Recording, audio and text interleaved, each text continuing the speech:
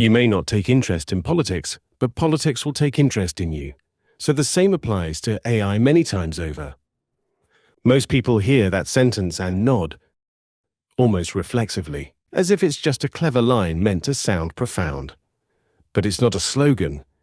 It's a warning about how power actually works when it stops asking for permission. Politics doesn't wait for your curiosity. It doesn't require your consent. It moves forward whether you're paying attention or not, shaping your options quietly, until one day you realize the decision was already made. And when Ilya Sutskever opens a speech about artificial intelligence by borrowing that exact logic, he's not trying to be poetic. He's trying to tell you something uncomfortable. AI is no longer a tool you get to opt into. It's a system that's already opting into you. The reason that line lands so hard is because it reframes the entire conversation. We like to talk about AI as if it's a feature, something you can choose to use or ignore, something that belongs to technologists, startups, or maybe students experimenting with homework. But Sutskever is pointing at a different reality, one where AI behaves less like software and more like infrastructure. And infrastructure doesn't ask whether you're ready. Think about electricity, or the internet, or money itself. At some point, these things stopped being optional and started being ambient. They became the background conditions of modern life.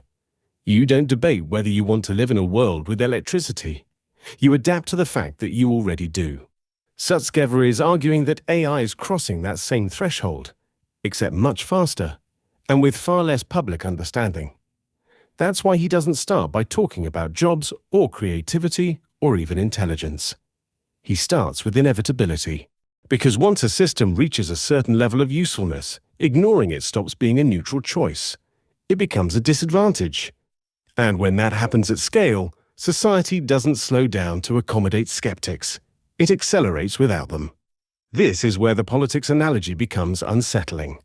Politics is about power, who has it, how it's exercised, and who feels the consequences last. AI development today follows that same pattern. A small group of institutions, companies, and research labs are making decisions that will shape labor markets, education, warfare, and governance itself. Most people don't get a vote on those decisions. They only feel the downstream effects. Sutskever's line isn't saying AI is evil. It's saying something colder, that once a technology becomes central to economic and strategic competition, stopping is no longer the default option. Nations don't pause because citizens feel uneasy. Companies don't slow down because the implications are morally complex. The logic of competition takes over. And at that point, the question stops being, should we build this? And becomes, can we afford not to? That's why he repeats the phrase later. Because this isn't about curiosity or enthusiasm. It's about exposure. Even if you don't care about AI, AI will care about you in the sense that it will model you, predict you, and increasingly act on your behalf or instead of you. Your attention, your labor, your decisions, all of these become inputs whether you like it or not. And here's the part that most people miss. When Sutskever says this applies to AI, many times over, he's hinting that the scale is different. Politics can change laws. AI can change what laws even mean. Politics can influence behavior. AI can automate it. Politics moves through institutions. AI moves through systems that learn, adapt, and optimize faster than human oversight. So when he stands in front of a room of graduates and tells them they're leaving university at the most unusual time ever, he's not flattering them. He's acknowledging that they're stepping into a world where the rules are still being written, but the direction is already set. A world where opting out doesn't protect you, and paying attention is no longer about interest. It's about survival within the system that's forming around you. That opening sentence is doing a lot of work. It's collapsing the distance between observer and participant, between people who care about AI and everyone else. And once that distance disappears, the rest of the conversation becomes unavoidable. Because if this really is like politics, if it really will take interest in you whether you like it or not, then the most dangerous position isn't fear or hype. It's indifference. At some point in the talk, the tone shifts, not dramatically, not with alarm bells. Just one quiet sentence that changes how everything before it should be interpreted. What's going to happen when computers can do all of our jobs? On the surface, it sounds like a familiar question. We've heard versions of it for decades.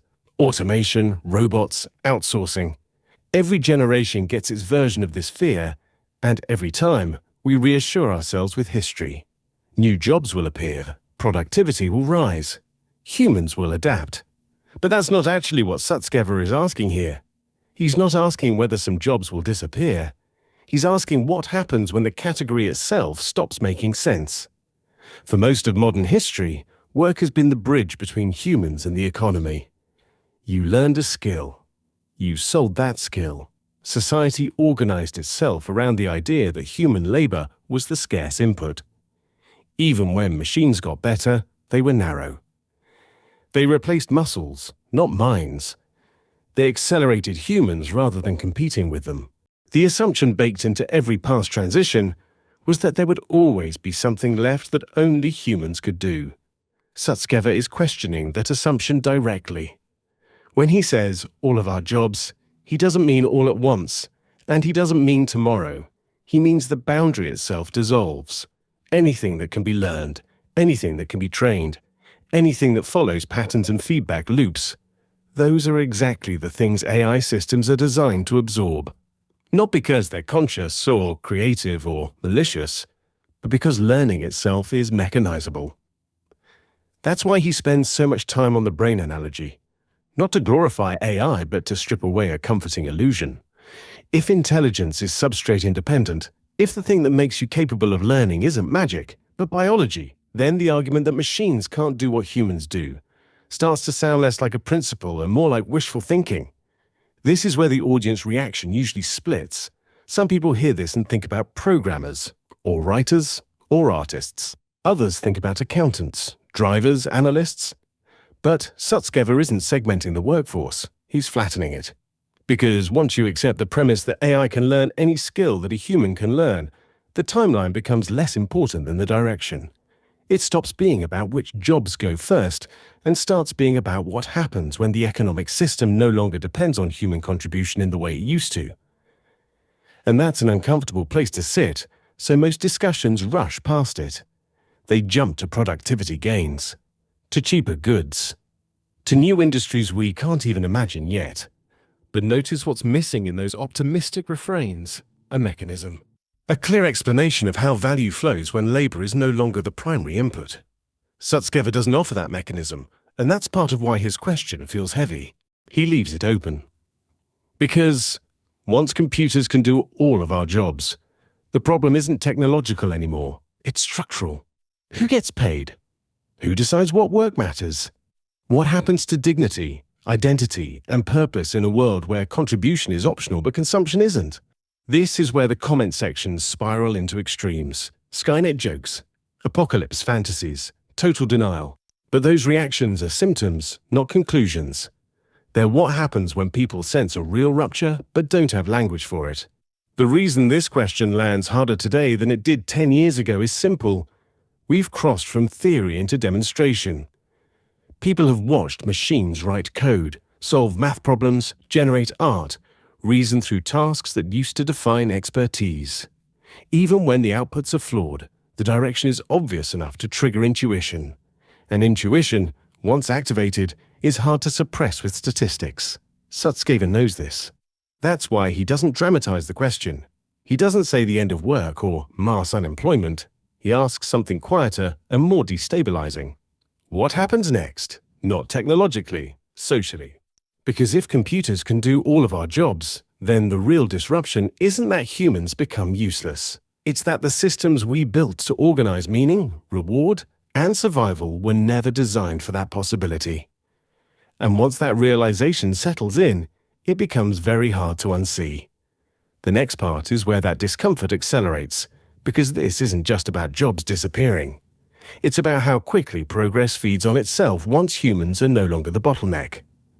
There's a moment later in the discussion that seems almost throwaway. It's framed as a casual example meant to illustrate how advanced AI agents might soon operate in the real world.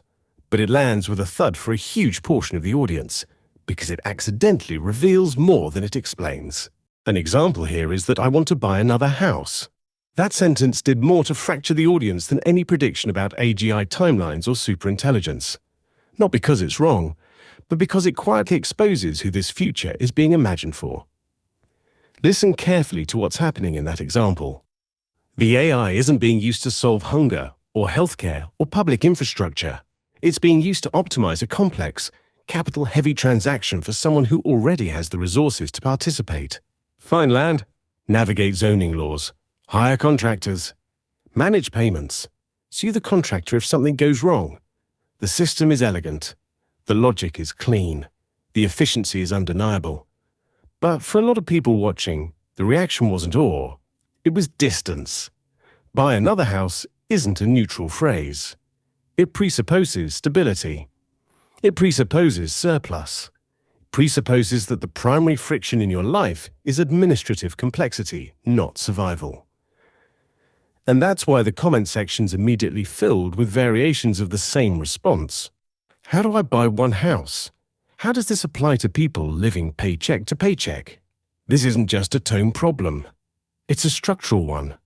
What that example unintentionally illustrates is that much of the AI future being discussed is framed around amplifying the power of those who already have leverage. AI is a force multiplier for capital. AI is a personal chief of staff. AI is a way to remove friction from already privileged decision-making. And to be clear, that doesn't make the technology evil. But it does clarify who benefits first. This is where the conversation about AI quietly stops being about intelligence and starts being about distribution. Because if these systems can autonomously execute complex plans, negotiate contracts, and manage processes end-to-end, then access matters more than ever. The people who can afford these tools don't just get convenience. They get scale. They get speed. They get insulation from risk. Meanwhile, for everyone else, AI shows up differently. As monitoring, as evaluation, as replacement, as an invisible manager deciding schedules, pay rates, eligibility, and relevance. The same underlying capability, but deployed downward instead of upward. That's why this example struck a nerve. It wasn't about housing. It was about perspective. It revealed a gap between the people building and forecasting this future and the people trying to locate themselves inside it. One group sees AI as a way to orchestrate complexity. The other sees it as something being done to them, not for them. And this matters because technologies don't just reshape economies, they reshape trust. When the future is described using scenarios that feel unreachable or alien, people don't lean in. They disengage. Or worse, they assume the system was never meant for them in the first place.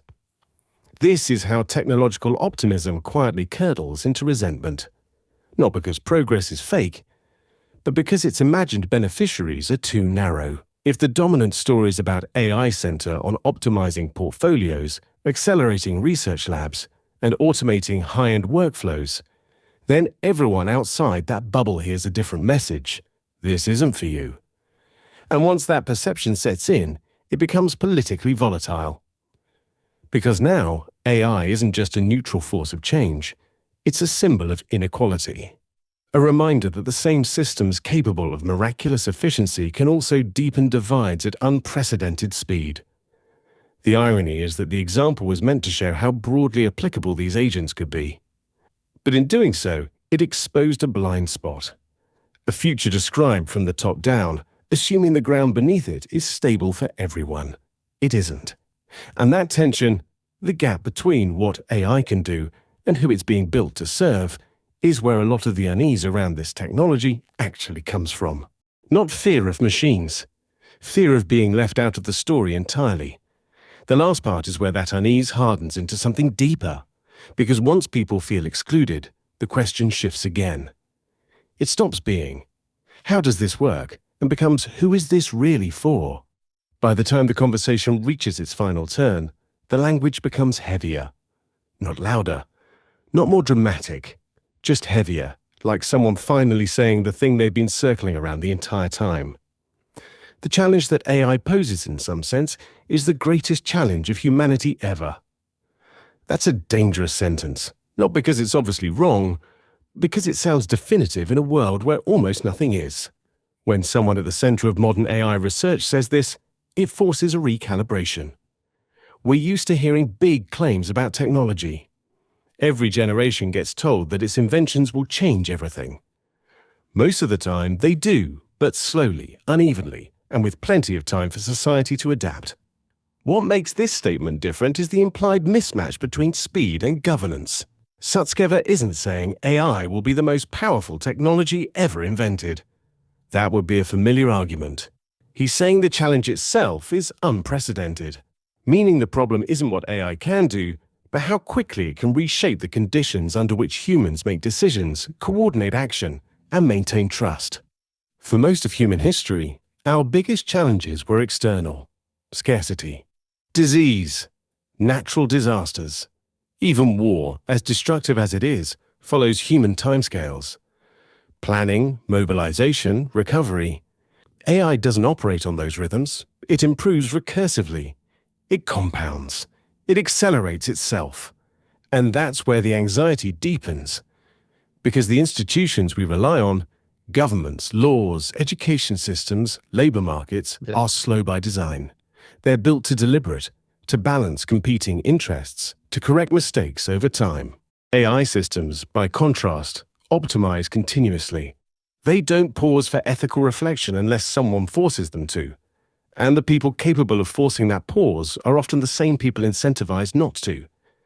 This is the quiet paradox underneath Sutskever's warning. The technology is being developed by humans who understand its risks better than almost anyone else. And yet, development continues. Not because those risks are ignored, but because the cost of stopping feels higher than the cost of proceeding. Competition does that. Between companies, between nations, between ideologies. Once one actor believes another might gain a decisive advantage, restraint starts to look like negligence. That's how arms races form. Not out of malice, but out of fear of falling behind. So when Sutskever calls this the greatest challenge humanity has ever faced, he's not invoking science fiction. He's pointing to a coordination problem at planetary scale. How do you slow down a system that rewards speed? How do you regulate intelligence when intelligence itself is the engine of growth? How do you maintain human oversight when the systems being overseen are better at modeling outcomes than the overseers? This is where the conversation stops being technical and starts being existential. Because the fear people feel isn't really about machines turning against us. It's about losing agency in a world that no longer waits for human consensus. It's about waking up one day and realizing that critical decisions, economic, political, cultural, are being shaped by systems too complex, too fast, and too opaque for democratic control. That's why releasing documents years later doesn't restore trust. Why assurances sound hollow. Why even experts struggle to convince themselves emotionally, not just logically, that things will be fine. Once people sense that the ground rules are changing faster than their ability to understand them, unease becomes the default state. And yet, Sutskever doesn't end in despair. He doesn't call for halting research. He doesn't predict collapse. He does something more subtle. He insists on attention. Because the real danger, in his view, isn't AI itself. It's sleepwalking into a future where decisions are made without public awareness, without shared language, without collective intent. A future where people look back and realize that the moment when it still mattered passed quietly, while everyone was distracted by surface-level debates. That's why he keeps returning to the same idea. Look at what AI can do. Don't ignore it. Build intuition. Not hype. Not panic. Intuition. Because intuition is what allows societies to act before consequences become irreversible. Whether that intuition arrives in time is still an open question. And that uncertainty, more than any specific prediction, is what makes this field different from every technological shift before it.